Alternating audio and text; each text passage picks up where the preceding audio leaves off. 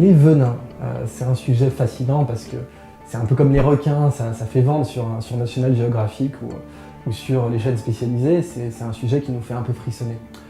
Une première question qu'on peut se poser, c'est comment la nature elle en arrive à créer des venins aussi puissants? Comment par exemple une petite salamandre en Californie, qui s'appelle Tarica granulosa, produit une toxine qu'on appelle la tétrodotoxine, parce qu'elle est aussi produite par le tétraodon, le poisson blanc. Cette toxine est tellement puissante qu'une seule salamandre pourrait tuer des milliers de gens. Comment on en arrive là? En général, la nature, si elle crée des espèces ultra toxiques, c'est par le phénomène de la course aux armements. C'est-à-dire qu'on a d'un côté une espèce qui devient toxique et de l'autre on a une espèce qui devient résistante. Et la course aux armements fait que l'espèce est de plus en plus toxique, l'autre est de plus en plus résistante. Et on en arrive, juste par ce duel entre deux espèces, à avoir une espèce qui, dans la nature, devient tellement toxique qu'elle pourrait tuer des millions d'individus. C'est le cas entre une petite salamandre, donc californienne, Tarica granulosa, et un serpent résistant qui s'appelle Thamnophis sirtalis. Ce serpent évolue avec la salamandre. Il a même été démontré par un groupe de chercheurs américains, Brody et ses collaborateurs, que le serpent en fait gagnait la compétition tout le temps parce que lui avait un mode de compétition qu'on appelle non linéaire, c'est-à-dire qu'il changeait son mode de résistance, alors que la salamandre, elle, ne faisait que produire plus de venin. Et donc le serpent finissait toujours par gagner, parce que quand vous êtes non linéaire, quand vous changez votre mode de résistance face à quelqu'un qui se contente de produire plus, eh bien vous gagnez la compétition, et ça c'est un principe même connu en géopolitique. Alors, les venins, ils sont intéressants parce que un venin puissant, en biologie, ça veut dire précis. Ça veut dire une molécule suffit à avoir un effet.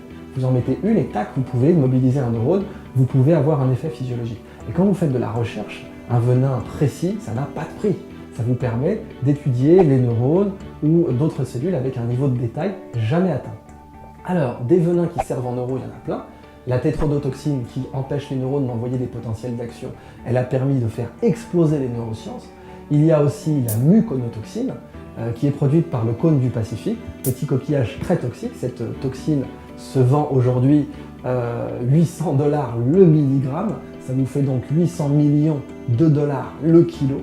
Dites-vous bien que l'or et le platine, c'est du terreau de jardin en comparaison. Il y a la toxine d'anémone de mer, l'anémone de mer qu'on trouve en aquariophilie, 600 $ le milligramme, donc 600 millions de dollars le kilo. Parce que ces toxines permettent de faire exploser la recherche en neurosciences. Alors, tous les pays industrialisés étudient le cerveau aujourd'hui. Barack Obama avait lancé la Brain Initiative avec cette phrase célèbre où il avait dit c'est un scandale qu'aujourd'hui nous sachions identifier des galaxies à des milliers d'années-lumière, mais que nous n'arrivions toujours pas à comprendre les 3 livres de chair entre nos 2 oreilles.